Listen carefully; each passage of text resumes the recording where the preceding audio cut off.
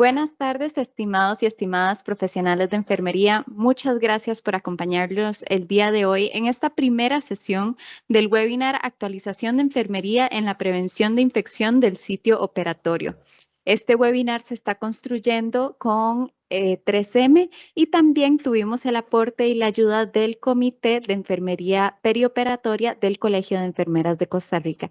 Así que le extendemos el agradecimiento tanto a 3M como al comité que nos ha ayudado con este webinar, con la elaboración de este webinar. El día de hoy, en esta primera sesión, vamos a abordar el tema Evidencia en Prevención de Infecciones de Sitio Operatorio, que es un tema de gran importancia para que nos vayamos actualizando como enfermeros y enfermeras. Nos va a acompañar dando este tema el doctor Jonathan Ramírez desde El Salvador. El doctor Jonathan Ramírez es médico graduado de la Universidad Evangélica de El Salvador. Tiene una certificación en control de infecciones por el estado de Nueva York de Estados Unidos. Tiene una certificación o es certificado como técnico para centrales de esterilización y equipos por el CBSPD de Estados Unidos. Ha participado en la discusión y creación de protocolos de prevención de infecciones de torrente sanguíneo y sitio quirúrgico en centros clínicos de Centroamérica y actualmente se desempeña como especialista clínico en sala de operaciones para CIC de 3M. Entonces es muy grato tenerlo acá el día de hoy, doctor Ramírez, y muchísimas gracias por acompañarnos con este webinar. Nada, es un gusto realmente poder acompañarles. Gracias a ustedes por abrir estos espacios. Creo que coincidimos que es súper importante el tener un refrescamiento de los conocimientos y realmente mantenernos siempre actualizados en los temas relevantes a nuestra práctica clínica diaria. Así que gracias por la oportunidad. Si ustedes me permiten, voy a empezar a presentar la pantalla entonces para poder dar inicio a la presentación de este día. Muchas gracias. Ok, muy buenos días a todos. Gracias por acompañarnos en esta ocasión. La verdad que, como mencioné, esos son temas que son relevantes para la práctica diaria en nuestros hospitales, en nuestras clínicas, en nuestras áreas de servicios de salud. Realmente en un ciclo que hemos preparado en conjunto con el Colegio de Enfermeras, realmente vamos a querer cubrir algunos puntos claves en el tema de lo que son la prevención de las infecciones en la herida operatoria o del sitio quirúrgico. Hemos preparado no solamente una revisión general, como vamos a ver este día, que es una clase introductoria, sino también una revisión específica que nos va a permitir conocer las recomendaciones que dan ciertos organismos internacionales en el tema de prevención de las infecciones, que realmente nos van a ayudar a afirmar lo que con los protocolos que ya contamos en nuestros centros, o también darnos las bases para poder crear actualizaciones y cambios de práctica clínica en nuestros centros de salud. Así que sin más ni más, vamos a dar inicio a la presentación. La verdad que la razón por la cual nosotros dedicamos un tiempo a la prevención de las infecciones, lejos de estar tratando de apagar fuegos o tapar hoyos cuando se dan los problemas en las áreas de salud, es porque realmente cuando comprendemos que el de poder tener un programa preventivo, un programa que nos permite enfocarnos en las áreas críticas donde sabemos que van a suceder algunos problemas en el futuro, nos va a permitir ahorrar no solamente tiempo en el término de evitar retrabajo, sino también nos va a permitir ahorrar recursos económicos. Sabemos que en términos generales las infecciones del sitio operatorio y en general todas las infecciones asociadas a la atención en salud realmente impactan mucho, no solamente la calidad de atención para el paciente en general, sino también impactan el presupuesto y el tiempo laboral de todo el personal de salud en los centros de cuidado de salud. Entendemos que las infecciones del sitio operatorio pueden suceder en aproximadamente del 2 al 5% de la totalidad de los pacientes que se van a someter a una cirugía. Y esto quiere decir que estos pacientes van a tener que quedarse en el hospital por lo menos de 7 a 11 días adicionales para poder ser tratados con antibiótico-terapia, con cuidados de herida infectada, lo cual implica obviamente el uso de insumos para curaciones, implica más tiempo de cuidado por el personal de salud e incluso, dependiendo de la complejidad, podría ser que este paciente, en lugar de ser tratado en una habitación tradicional, requiera ser tratado en una unidad de cuidados intensivos. Adicionalmente, cuando un paciente tiene una infección del sitio operatorio, tiene de 2 a 11 veces más chance de poder fallecer, y obviamente no fallecer por su diagnóstico primario, sino más bien por todas las complicaciones que se dieron asociadas a la infección del sitio operatorio. Si acaso el paciente es dado de alta, y que presenta la sintomatología una semana, semana y media después de que tuvimos el procedimiento quirúrgico, tenemos 5 veces más chance que estos pacientes regresen a pasar consulta por sintomatología que han presentado posterior a su cirugía. Y hay un 60% más de chance que esta gente, en lugar de ser ingresados en una habitación tradicional, sean ingresados en áreas de cuidados intensivos. Si sumamos cuidado de tiempo de personal de salud, antibiótico terapia, alimentación, cuidados de la herida asociado con los insumos que se ocupan para lo mismo, tiempo de cama en UCI o tiempo de cama en otras áreas, vamos a ir sumando costos que, aunque parezca frío, es una realidad que nos dice la estadística, por lo menos en los Estados Unidos, que cada paciente que tiene una infección del sitio operatorio le puede representar al centro de salud entre unos 15 o 20 mil dólares por paciente en costos adicionales. Esto obviamente tiene que ser pagado por alguien, será el presupuesto de salud del país, será un presupuesto de la aseguradora, del paciente privado o será incluso el bolsillo del paciente, independientemente de quién deba cubrir estos gastos. No solamente es un tema de costos, es un tema de calidad de atención, donde tenemos que realmente enfocarnos en evitar llegar a este punto donde el paciente presenta una infección y realmente enfocarnos en que el paciente tenga el mejor nivel de calidad posible desde el principio, donde él pueda tener un diagnóstico, un manejo quirúrgico y una alta temprana sin ninguna complicación adicional. Si queremos hacer una definición de lo que es una infección del sitio operatorio específicamente, nos vamos a notar que la infección definitivamente tiene que estar asociada primero con un procedimiento quirúrgico. Segundo, tiene que estar delimitada en el área donde se realizó la cirugía. Que posteriormente puede diseminarse a otra región del cuerpo, claro que sí, pero definitivamente para hacer una asociación y un diagnóstico tiene que haber un procedimiento quirúrgico previo y que esté ubicada originalmente en el lugar donde se realizó la cirugía. Ese tipo de infecciones pueden ser de tipo superficial, donde solamente estará afectando los tejidos superficiales como la piel o la grasa subcutánea, o incluso puede llegar a afectar en situaciones más graves espacios u órganos profundos. Por lo tanto, podemos tener una gama amplia de diversas complicaciones que podemos presentar. La sintomatología básica que un paciente con una infección del sitio operatorio presentará tiene que ver primeramente con un enrojecimiento y dolor alrededor del área donde se realizó la cirugía, que es la primera señal de alerta. Probablemente tendremos un drenaje de líquido turbio que provenga de la cirugía, del área de la cirugía, y cuando tengamos fiebre, tendremos un signo realmente casi inequívoco de que estamos frente a una infección del sitio operatorio. El CDC en los Estados Unidos y el NHSN, que básicamente son organismos nacionales para Estados Unidos que tienen que ver con la seguridad de la salud, nos ayudan a generar ciertos elementos de diagnósticos que nos van a permitir identificar que tempranamente y poder clasificar a nuestro paciente de forma rápida y segura. Para empezar, vamos a tener un tiempo de sintomatología importante. Esto puede pasar en cuestión de una semana después de que el procedimiento quirúrgico finalizó. Sin embargo, hemos visto periodos tan cortos como 2-3 días después de la cirugía donde el paciente empieza a presentar síntomas específicos de la infección.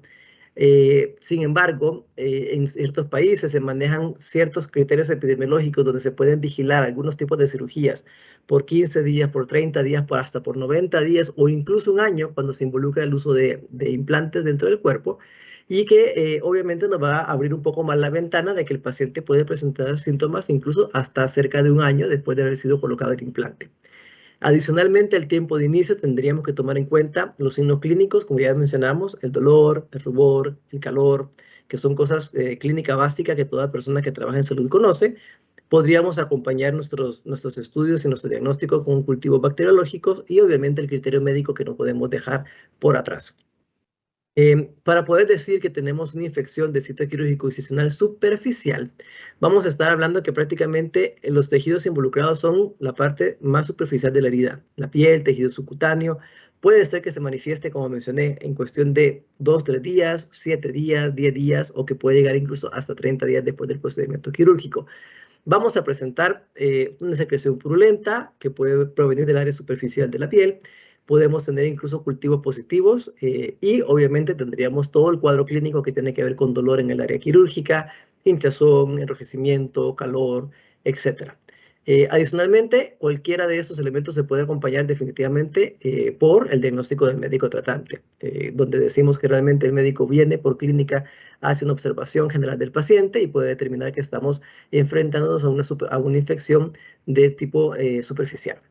Por otro lado, si nos vamos un poco más profundo, vamos a poder encontrar infecciones que están involucrando tejidos blandos profundos, incluyendo la capa muscular, la fascia, lo cual nos hace entender que obviamente el proceso infeccioso ha ido avanzando y no solamente está afectando la parte superficial. Adicionalmente a este diagnóstico que tenemos, a este criterio que tenemos un inicio temprano de días después de la cirugía, debemos encontrar secreción purulenta que no proviene de un órgano o de un espacio del sitio quirúrgico o una incisión profunda que espontáneamente perdió sus puntos de sutura, una dehiscencia quirúrgica. Y adicionalmente a uno de esos dos que mencioné anteriormente, vamos a tener que sumar por lo menos uno entre la identificación de bacterias a través de un cultivo o por técnicas bacteriológicas, más todo el cuadro clínico de fiebre, dolor localizado, abscesos u otra evidencia de infección que es relacionada con una infección de tipo profundo. Y por último, tenemos una infección de sitio quirúrgico de órgano u espacio que realmente puede manifestarse de los primeros 30 días o incluso hasta 90 días, dependiendo de la cirugía que estamos vigilando, y que adicionalmente a lo que ya conocemos está afectando definitivamente una parte anatómica más profunda. Esto involucra órganos u espacios que teóricamente fueron involucrados durante el procedimiento quirúrgico. Aparte de esta parte preclínica, debemos tener siempre drenaje de secreción purulenta, ¿verdad? A través de un dreno que está colocado en la herida operatoria, el aislamiento de organismos a través de cultivos o también bacteriológicos, el absceso que está evidente o cualquier otra evidencia local o focalizada que afecte al órgano o el espacio directamente relacionado con la cirugía, y un diagnóstico evidenciado de cualquiera de estos elementos, osteomielitis o miocarditis o una infección intraabdominal, cosas que son específicamente relacionadas con los órganos u espacios que fueron afectados por la cirugía. Para un listado más específico y más amplio de los diagnósticos que deben acompañarse en la parte clínica, podemos visitar la página del CDC, donde ustedes pueden encontrar toda esta información que yo acabo de compartir con ustedes. Ahora bien, tenemos que entender que el poder clasificar, el poder identificar a qué nos estamos enfrentando es parte del problema. Parte de la historia es realmente el poder identificar y hacer el criterio diagnóstico de nuestros pacientes. Eso es parte de la batalla porque tenemos que saber a qué nos estamos enfrentando. Sin embargo, como mencioné, nuestro enfoque debería estar mucho más orientado al poder prevenir el tema de poder llegar a una infección del sitio operatorio. Es así que vamos a discutir algunos factores de riesgo importantes que debemos tomar en cuenta para poder irlos minimizando. Recordemos que una infección no es más que una sumatoria de factores de riesgo que se cumplieron como tales y fueron al final dando un resultado de una infección. Entonces vamos a conocer algunos de ellos. Entre ellos, el primero que voy a mencionar son los factores de riesgo ambientales. Y aquí debemos estar claro que el ambiente quirúrgico es un ambiente altamente contaminado. No podemos esterilizar áreas quirúrgicas, no podemos dejar áreas exclusivamente constantemente limpias, estériles, sino que normalmente tendremos el flujo de personal de salud, tendremos el flujo y salida de material quirúrgico, tendremos la entrada de pacientes y tendremos muchos diagnósticos y muchos procedimientos realizados en estas áreas. Por lo tanto, debemos tomar en cuenta el tema de cómo manejamos los quirófanos para poder identificar qué tipo de cirugías vamos a manejar en cuáles quirófanos y qué otras cirugías podemos considerar más limpias que otras. Adicionalmente, debemos también manejar un sistema de vigilancia que nos permite identificar el nivel de contaminación de superficies en el quirófano. Es sumamente importante el poder decir que mis procedimientos de limpieza están siendo efectivos, que mis procedimientos de limpieza están generando el nivel de eliminación de organismos, de eliminación de materia de suciedad visible que espero para mi quirófano. Y adicionalmente, debo tener la capacidad de poder tener un proceso de monitoreo del material quirúrgico que me permite entender en qué momento yo estoy en riesgo de enviar al quirófano cajas quirúrgicas que no están completamente procesadas o que tienen problemas en el proceso de esterilización, ya que entenderemos que la esterilización no es un tema de medias tintas. No podemos decir que está medio estéril o que está más o menos estéril. O está o no lo está. Y por eso mismo dependemos de elementos externos de verificación para poder comprobar realmente y asegurar el nivel de esterilización que estamos generando en nuestra central de equipos. Otro factor de riesgo que debemos tomar en cuenta son los factores asociados a la atención de la salud. Un paciente que por lo menos ha estado ingresado en el hospital por lo menos una semana, 2 semanas, por diagnósticos previos, en los cuales de repente no podíamos conseguir el material quirúrgico necesario para su cirugía, o de repente en un tema presupuestario donde el paciente no podía acceder de inmediato a la cirugía y por lo mismo estuvo ingresado por lo menos 2 semanas, una semana adicionales, generan definitivamente un riesgo aumentado de infección en el sitio operatorio, ya que el paciente ha estado expuesto a un ambiente contaminado, a pacientes con otros diagnósticos y cosas que pueden realmente influir en su procedimiento como tal. El hecho de rasurar de forma invasiva en la piel del paciente previo a la cirugía, luego lo vamos a discutir un poquito más en detalle, en el sentido que las recomendaciones actualmente que se están girando para el manejo del vello quirúrgico están centradas en la remoción del mismo de formas no invasivas, haciendo un recorte versus un rasurado tradicional. Actualmente también tenemos la presencia de algunos médicos que sin saberlo, de forma asintomática, pueden estar presentando estafilococos meticilinos resistentes en su nariz o en áreas que pueden estar contaminando el sitio operatorio y más que todo nos vamos a dar cuenta de esto cuando por X razón hacemos ciertos cultivos porque tenemos un alza de infecciones en el sitio operatorio y encontramos que tenemos como factor común ese tipo de bacterias. Y es así que al investigar, podemos incluso hacer cultivos en el personal de salud, vamos a encontrar a la persona responsable o a las personas responsables de estar portando esta bacteria, incluso de manera asintomática. Y en este caso, simplemente de tratarlo y restaurar su trabajo como normalmente lo haría en el hospital.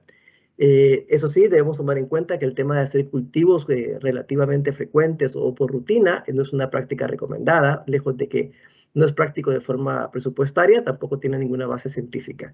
Más bien, esos estudios se realizan cuando, como mencioné, tenemos algún brote específico de infecciones en ciertas específicas cirugías tipo cardíacas y empezamos a hacer investigaciones más profundas para entender por qué tenemos estos problemas. Adicionalmente, entender que el tener un protocolo quirúrgico en el hospital me abre las puertas para tener una mejor vigilancia y un mejor control de mi equipo de salud. El no tener protocolos tanto de procedimientos quirúrgicos como también de manejo de antibiótico-terapia abre las puertas a que las personas trabajemos de manera empírica, haciendo más que todo, tomando decisiones en base a nuestra experiencia propia. Es así que el hospital debe contar con un protocolo de manejo de antibióticos que va a permitir tener una guía clara y evidente de cómo manejar los pacientes dependiendo de los tiempos de cirugías y el diagnóstico que tiene el paciente. Debemos seguir elementos, protocolos y guías para la asepsia quirúrgica adecuada. Debemos también manejar la técnica quirúrgica de manera que nos permita manejar drenajes de forma indicada, o sea, de una manera realmente con una indicación clínica y no realmente por ponerlos. Manejar la temperatura del paciente central, ya que se ha determinado que la hipotermia, la baja temperatura abajo de los 36 grados en la temperatura core del paciente, predispone a que el paciente tenga muchas complicaciones en el proceso quirúrgico. El hecho de que tengamos una cirugía que se vaya prolongando por complicaciones o que tenga una duración bastante larga por la misma complejidad de la misma, también aumenta el riesgo quirúrgico. Y por último, un tema que no podemos obviar, que es el tema de la inexperiencia quirúrgica. Luego vamos a ver unas referencias en las cuales se menciona que médicos que tienen muchos más años de experiencia en procedimientos complejos tienden a tener tasas de infecciones más bajas que médicos que están recién empezando su práctica quirúrgica con procedimientos complejos. Otro elemento importante es el tema de los factores de riesgo asociados al paciente. Todo paciente con edad avanzada, con obesidad mórbida, con un ASA arriba de 2, con severidades, con enfermedades altamente severas y con estadías preoperatorias previas prolongadas, van a ser elementos que van a predisponer a que el paciente tenga ya por sí un factor de riesgo aumentado para una infección del sitio operatorio. Recordemos también que la mayoría de infecciones del sitio operatorio provienen de la misma flora del paciente, por lo tanto se vuelve siempre más crítico el poder tener un buen proceso de la remoción del vello y también la preparación de la piel. Ahora vamos a entender también un poquito acerca de la práctica clínica. A eso estamos viendo los factores de riesgo que obviamente son de los 3 elementos que están participando en un procedimiento quirúrgico: el ambiente quirúrgico, el equipo de salud y el paciente. Pero vamos a ver ahora específicamente algunos factores de riesgo relacionados con la práctica clínica. Mencionábamos que la técnica quirúrgica del médico va a influir en el resultado quirúrgico, esto no lo podemos dejar por detrás. Cuando hablamos de buena técnica quirúrgica, por consenso se maneja un concepto de que debe haber un buen manejo de hemostasia, se debe de prevenir hipotermia para evitar que el paciente tenga una temperatura central abajo de 36 grados. Tenemos que tener un cuidadoso manejo de los tejidos involucrados con la cirugía. Obviamente mantener al mínimo la contaminación del sitio operatorio a través de la introducción de elementos externos y el manejo adecuado de drenajes, suturas y electrobisturís, que son elementos que pueden generar ciertas complicaciones en el proceso quirúrgico. Mencioné el tema de la experiencia de equipos quirúrgicos. Aquí tenemos 3 referencias que nos mencionan realmente que los cirujanos nuevos o cirujanos con poca experiencia quirúrgica tienen tasas de infecciones de sitio operatorio mayores y con tiempo obviamente de cirugías mayores, ¿verdad? Eso sí, se demostró que a la medida que pasa el tiempo y ganan experiencia, las tasas de infección de estos médicos que recién empiezan su práctica con los más veteranos en el área de la salud, obviamente tienden a igualarse y equipararse. Por otro lado, tenemos otra referencia que nos habla que específicamente en cirugías ventrículo-peritoneales se encontró que los médicos que tenían un menor tiempo de experiencia quirúrgica tenían una tasa de infección de 9.4 versus 7 en los médicos que tenían un mayor número de cirugías realizadas. Y por último, se encontró en Chile un estudio que demostraba que los cirujanos que realizaban más de 40 artroplastías por año de cadera tenían 8.2 veces menos de infecciones que los médicos que realizan menos de ese tipo de procedimientos. Aquí realmente no estamos poniendo en duda la capacidad del médico cirujano que va empezando su práctica. Sin embargo, sí es evidente que la experiencia ganada en horas y horas de trabajo en el quirófano tendrán también impacto en los resultados finales para el paciente. El uso indiscriminado de drenaje dijimos que es un factor de riesgo.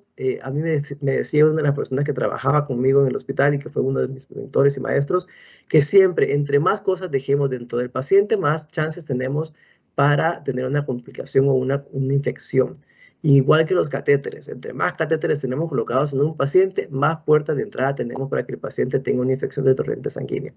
Por lo tanto, entender que el uso de drenaje de forma indiscriminada realmente es una práctica no recomendada y que realmente el poder disminuir el mismo, vamos a tener una reducción específica de las tasas de infecciones, como por ejemplo este estudio que se ocurrió hace ya bastantito, en el 91, que mostraba que la tasa de infección del sitio operatorio en colecistectomías con drenaje era del 15% y aquellas cirugías que tenían la colecistectomía sin drenaje tenían una tasa de infecciones del 5%, lo cual ha sido un 10% de diferencia en la tasa de infecciones. El control de la glucosa en los pacientes diabéticos es sumamente importante. Hay un estudio realizado también en el 99 que hablaba de la diferencia de poder tratar a un paciente a través de la insulina subcutánea, como tradicionalmente se hace, versus el poder tener un grupo de pacientes que se está trabajando con infusión de insulina endovenosa postquirúrgica.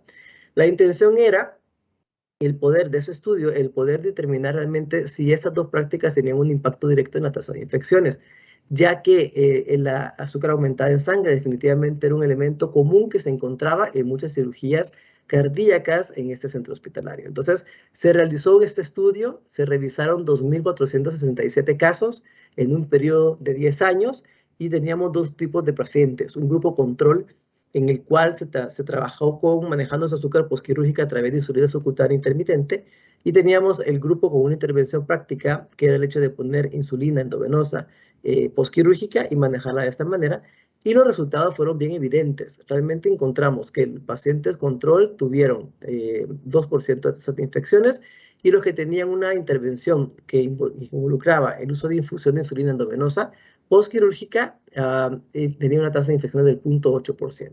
Entonces, en conclusión, realmente, si tenemos claro que el azúcar en sangre realmente es un factor decisivo en el resultado final de los pacientes, deberíamos tener prácticas que también nos permitan controlarla de la mejor manera. Y si de repente la infusión continua de insulina es una de estas opciones, sería interesante poderla considerar. Mencionamos anteriormente el tema de antibiótico profilaxis. Dijimos que realmente el tener un protocolo de manejo antibiótico previo a la cirugía, durante la cirugía, es sumamente crítico. El hecho de poder tener este protocolo nos va a permitir hacer un uso juicioso de los antibióticos, donde mencioné que no va a ser a criterio de cada médico, sino más bien un documento basado en evidencia que nos permitirá manejar no solamente la tasa de infecciones, sino también el prevenir la resistencia de las bacterias a los antimicrobianos, lo cual se ha convertido ahora en un tema muy importante y candente, ya que nos lleva a estar generando constantemente nuevas generaciones de antibióticos. La control de temperatura es otro tema que me apasiona muchísimo. La verdad que es un tema que muchas veces lo dejamos por fuera del manejo clínico del paciente. Cuando nos vamos de clavado y empezamos a entender un poquito acerca de cómo realmente la hipotermia impacta directamente en el resultado quirúrgico del paciente, cómo la hipotermia puede desencadenar vasoconstricción termorreguladora, que esta disminuye la tensión subcutánea de oxígeno y esto a su vez disminuye la acción de los glóbulos blancos, disminuye la llegada de colágeno a la herida quirúrgica, vamos a entender realmente que el poder tener un paciente normotérmico nos va a evitar tener muchísimas complicaciones, no solamente infecciones, sino también nos va a permitir tener menos sangrados quirúrgicos, pacientes que responden mucho más rápido después de la anestesia y en general un paciente mucho más seguro debido a un solo elemento, el control de la temperatura. Aquí tenemos un estudio en el cual se trabajaron 200 cirugías colorectales, donde teníamos un grupo control de pacientes donde no se trabajó calentamiento activo, con un grupo que se intervino y se colocó un sistema de calentamiento por aire forzado, donde tuvo como objetivo mantener la temperatura central, no periférica, sino que central, arriba de los 36 grados centígrados para mantenerlos normotérmicos. Se demostró que los pacientes que eran control, los cuales no se calentaron durante las cirugías, tuvieron una tasa de infección del 19%. Y aquellos pacientes que fueron calentados activamente durante la cirugía tuvieron una tasa de infección del 6%. ¿Por qué la tasa de infección no fue cero? Porque mencionamos que las infecciones son multifactoriales, ¿verdad? Aquí entran en juego muchos elementos. Sin embargo, una implementación de un sistema de calentamiento realmente tuvo un impacto de un 13% de disminución en la tasa de infecciones. Mencionamos temprano también el tema del rasurado invasivo preoperatorio. Creo que hoy por hoy estamos bastante claros en este tema, en el sentido que sabemos que la mayoría de guías de prevención de infecciones del sitio operatorio insisten que para empezar no es obligación retirar el vello del cuerpo del paciente, a menos que esto sea necesario porque estorba para el procedimiento, porque estorba para la colocación de apósitos postquirúrgicos, porque estorba para el procedimiento como tal a nivel de colocación de placas de electrocauterio, la colocación también de campos adhesivos o incluso, como mencioné, de los apósitos postquirúrgicos. Esto no es nuevo, esto es algo que se viene estudiando desde los 70, como ustedes pueden ver, donde se demostró que la tasa de infecciones en procedimientos en pacientes que fueron rasurados era de 5.6 versus 0.6 en pacientes que se trabajaron con crema depilatorias. Posteriormente se encontraron otros sistemas más seguros para poder remover el vello de forma no invasiva y hoy por hoy contamos con tecnologías que nos permiten recortar el vello, dejándolo en la piel, pero en un largo que no interfiere con el procedimiento quirúrgico. Y esto nos va a permitir entonces poder seguir la recomendación que dice que no eliminemos el vello, incluido el cabello de la cabeza, en forma rutinaria previo a la cirugía, pero sí, si es necesario eliminarlo, debe recortarse y no afeitarse. Entonces, para ir concluyendo, me gustaría dejar con ustedes algunas estrategias para la prevención de las infecciones del sitio operatorio. Y creo que es una compilación basada en algunas de las cosas que hemos mencionado anteriormente. Para empezar, sería interesante poder contar con un programa de intervención y prevención de infecciones del sitio operatorio en nuestro centro. Esto definitivamente involucrará un sistema de capacitación específica para todos, sean médicos, cirujanos, sea el equipo de central de esterilización, sea el equipo de enfermería, el equipo de instrumentistas, todo el equipo que trabaja en la parte quirúrgica debería estar en un programa de capacitación específica constante y recurrente para podernos mantenernos actualizados en conocimientos. Adicionalmente, se deberían de validar los pasos críticos en los procesos quirúrgicos, hacer un análisis. Yo creo que esto toma un tiempo, pero es un ejercicio sumamente interesante en el que los miembros de esos equipos, un representante de los cirujanos, un representante del médico tratante, un representante de enfermería, de los equipos de centrales de equipos, pueden sentarse y validar paso a paso todo el proceso quirúrgico, entender en qué momento inicia la preparación prequirúrgica, quién la realiza, bajo qué recomendaciones la sigue, posteriormente cómo se realiza la técnica quirúrgica, cómo se maneja la anestesia, cómo se maneja el postoperatorio y entender en cada bloque del proceso qué riesgos encontramos. Que si la preparación de la piel se hace en tiempos muy acortados, que si el antiséptico que se utiliza no es práctico porque no es fácil de aplicar, que si la higiene de las manos se me dificulta porque, qué sé yo, que el lavabo está demasiado lejos y en lo que llego debo tocar 2 puertas para poder entrar al quirófano. Ideas generales, ¿verdad? Pero sería interesante el poder entender y analizar mi proceso quirúrgico en mi centro de salud para saber realmente qué podemos hacer para mejorar cada uno de estos elementos. Deberíamos de verificar la técnica aséptica de principio a fin, asegurarnos y vigilar porque eso se cumpla en el quirófano, implementar sistemas de control ambiental, establecer requisitos profesionales para poder hacer los tipos de cirugías, evaluación constantemente de todo el equipo de salud y una supervisión constante.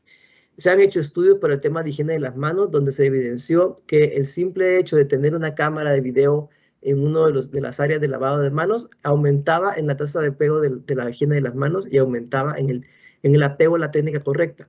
No quiere decir que tengamos que tener cámaras por todos lados en el hospital. Sin embargo, esto comprueba que el hecho de tener un equipo de supervisión que está involucrado, que está cercano al equipo de trabajo operativo, permite realmente tener retroalimentación y entender en qué áreas deberíamos mejorar y de hecho de esta manera mejorar nuestro rendimiento clínico.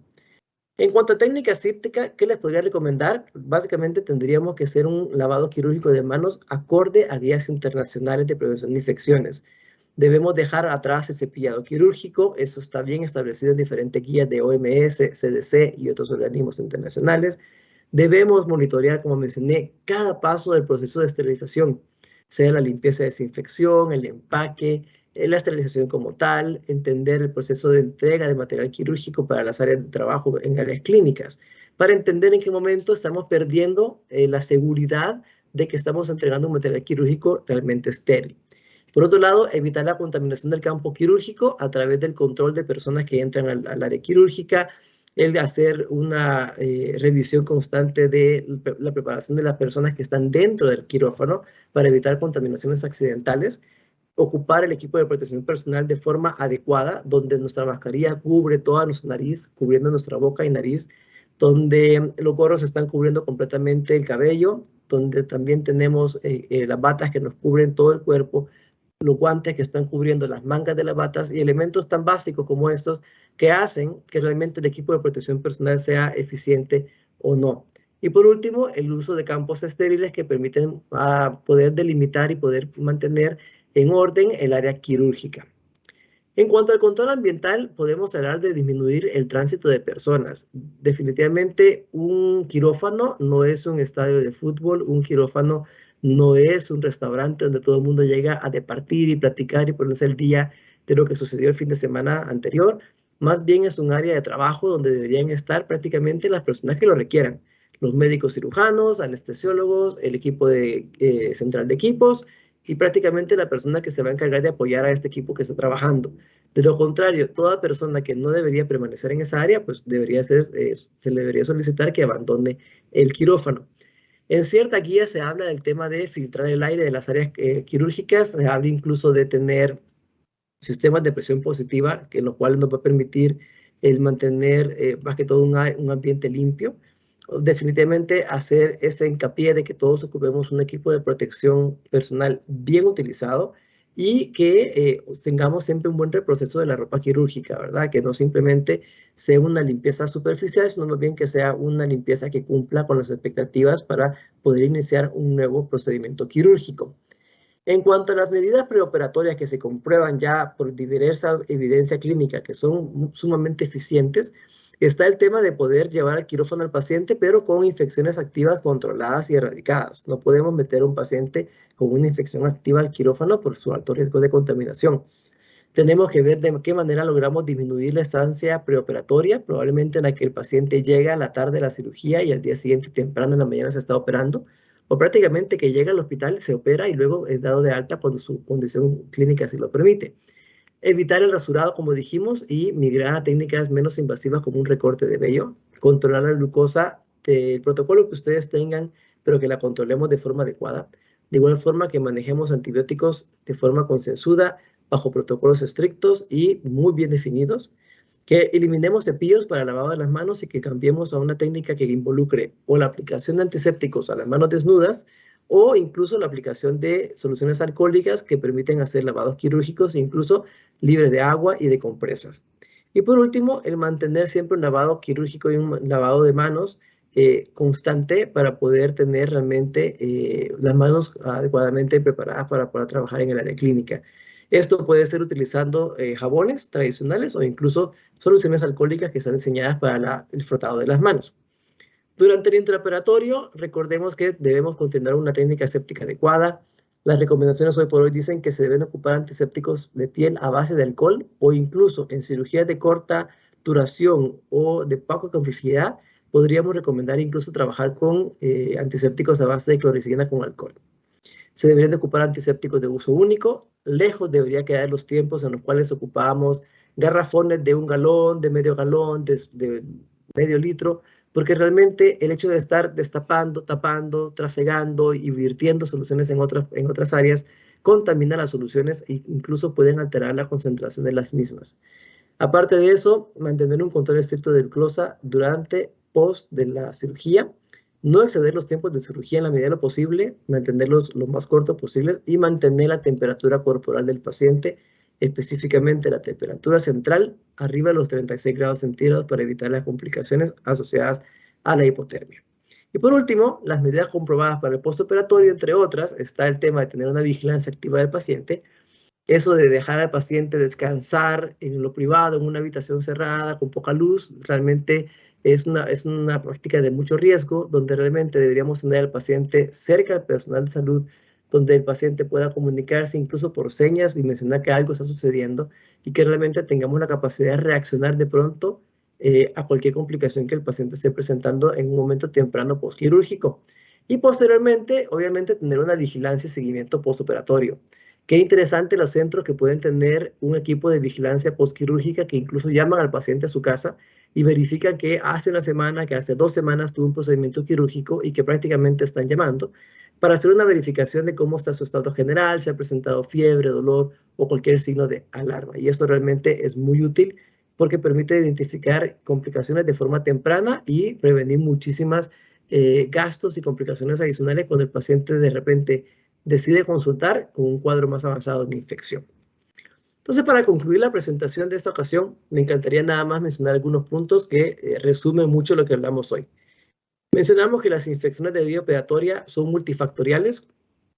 Podemos hacer todo lo posible para trabajar en cada área. Sin embargo, como mencioné, una infección es la sumatoria de diferentes riesgos que dejaron de ser riesgo y se convirtieron en realidad.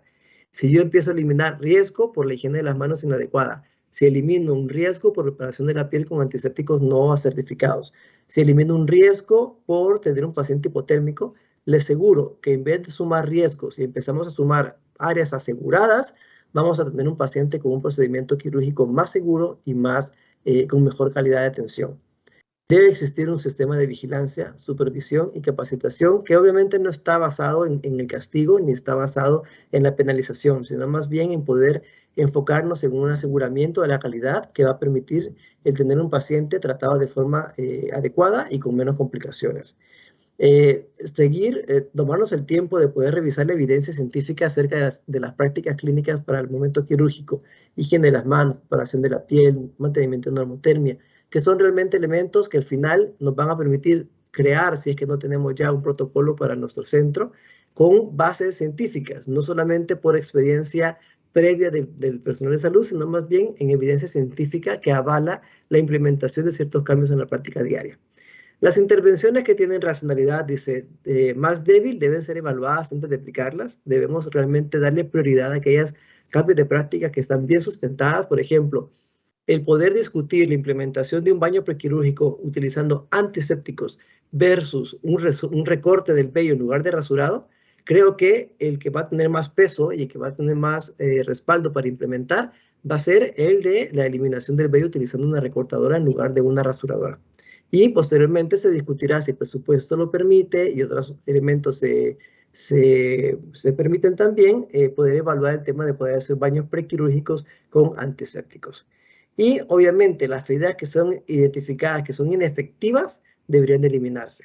No solamente es una inversión de tiempo que no se va a traducir en un beneficio para el paciente, sino también que muy probablemente está involucrando el uso de ciertas tecnologías o insumos que generarán gastos a la institución.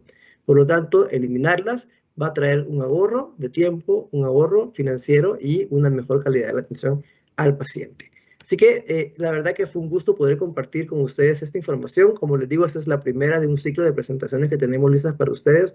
La siguiente presentación vamos a enfocarnos un poquito más en recomendaciones específicas de diferentes organismos internacionales que nos van a ayudar realmente a poder hacer una revisión de nuestras prácticas actuales o incluso el poder implementar ciertos cambios en nuestra práctica clínica cotidiana. Nuevamente, gracias a la institución por la invitación y el tiempo de ustedes para acompañarnos en esta ocasión. Que tengan un buen día. Muchísimas gracias, doctor Jonathan Ramírez, por esta presentación que nos ha traído el día de hoy.